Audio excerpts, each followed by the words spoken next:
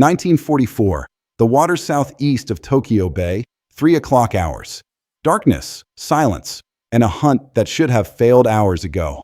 But IT didn't. Because what you are about to hear is not just a war story. It is a moment where impossible mathematics collapsed, where doctrine failed, and where one decision changed history forever. Stay with me. Do not skip, because the last minutes of this story will rewrite everything you think you know about naval warfare. And before we go further, if you want more stories like this, real, raw, and unfiltered, make sure you subscribe now. Because this channel is not for everyone.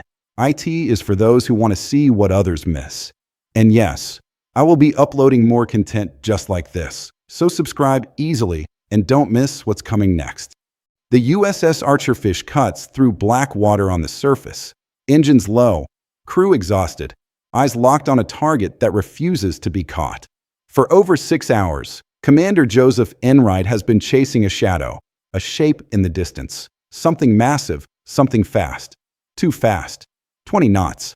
That number alone tells him everything he needs to know. This is not a normal target.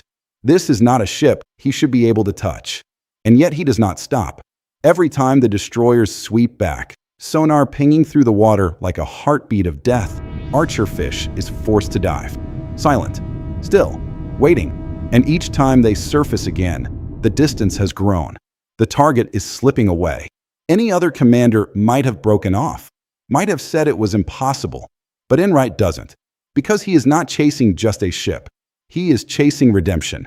A year earlier, he had hesitated. A moment, just one moment of doubt.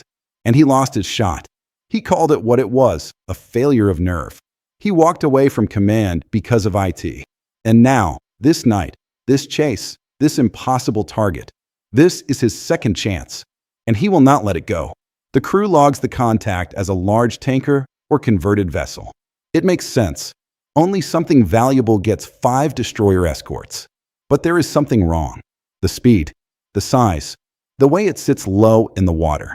This is not a tanker. This is something else. Something bigger. Something that should not even be here. By 1944, submarine warfare in the Pacific has become a game of numbers. Cold, hard, unforgiving numbers. A submerged submarine cannot sustain the speed needed to close on a fast-moving warship. Batteries die. Speed drops. The target escapes. It is simple. It is final. And it is why fleet carriers are not hunted by submarines. Not because they are forbidden, but because they are unreachable. The record proves IT. Only a handful of Japanese carriers have been sunk by submarines. And none under conditions like this. None where the submarine had to chase from behind. None where the target was moving this fast. This is not just difficult. This is mathematically impossible. But then, at 03:00, everything changes. The target turns. Not away, not into a defensive pattern, but toward them. Not directly, but close enough. Close enough to break the rules. Close enough to shatter the equation that says this should never happen. Imagine that moment. 6 hours of failure. 6 hours of losing ground. And suddenly, the target gives you a path, a line, a chance. Enright does not hesitate. Battle stations, torpedo. The submarine dives to periscope depth. Every movement is controlled, every sound minimized. Above them, the destroyers are still hunting, still listening. One wrong move, one noise, one misjudgment. And Archerfish will be erased from the ocean without a trace. The target is now within range. But the solution is not clean. Speed, heading, distance, all estimates. Nothing perfect. This is not a textbook shot. This is a gamble. And this is where most people would wait. Would try to perfect the solution. Would hesitate. But Enright doesn't. Because he already knows what happens when you wait too long. 03:17. He fires. 6 torpedoes. A spread. Not a single shot. Because he doesn't need perfection.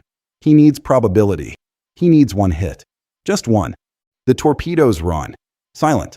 Invisible. Cutting through black water toward a target that should not be vulnerable. And then, impact. 1, 2, 3, 4. 4 hits. In that instant, the impossible has already happened. But the story is not over. Not even close. Archerfish dives deep. The ocean above them explodes with sound. Destroyers rush in. Sonar locks. Depth charges fall. The water shakes. Metal groans.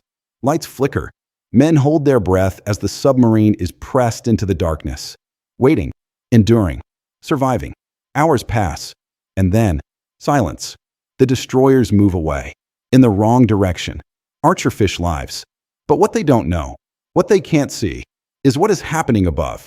The ship they struck is not a tanker, not a converted vessel. It is the IJN Shinano, the largest warship afloat. A giant, 872 feet long, 64,000 tons. Born from the same line as the Yamato. Rebuilt as an armored carrier. Designed to survive exactly this kind of attack. On paper, Shinano is unsinkable. Heavy armor. Hundreds of watertight compartments. Built to absorb damage. Built to endure. But there is a problem. She is not ready. Commissioned just 9 days earlier. She has never completed a full sea trial. Her systems are untested. Her structure unproven. Her crew inexperienced with the ship they are trying to save. When the torpedoes hit, the damage is not supposed to be fatal. And at first, IT isn't. The captain believes she can survive. He holds course, holds speed, trusts the design. But design only works when reality matches the plan. And on this night, IT doesn't. The watertight doors do not seal. The hatches are not properly secured. The compartments that should hold back the sea don't. Water does not just enter. It spreads. Through gaps. Through connections. Through flaws that were never meant to exist. The ship is not failing from the outside. She is failing from within. By 5 o'clock, she is listing. By 7:20, the order is given. Abandon ship. And then, at 10:57, the largest warship in the world disappears. Over 1,400 men go down with her. And the most shocking part? The submarine that fired the torpedoes is already gone, already safe, already unaware of what it has done.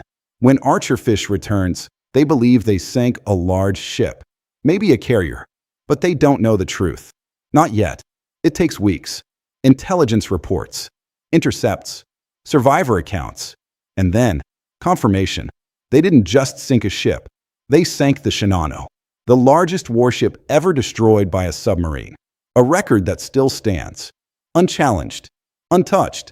But here is the final twist, the part that changes everything. Joseph Enright did not defeat an unsinkable ship. The ship was never unsinkable. It was incomplete, unfinished, unready. Shinano did not fall because of torpedoes alone. She fell because she was not ready to exist in the world she entered. Enright did not create the opportunity. He recognized it. He did not break the rules. He waited until the rules broke themselves. And that is why this story matters. Because sometimes success is not about force, not about power. It is about being there, at the exact moment when impossibility becomes possible.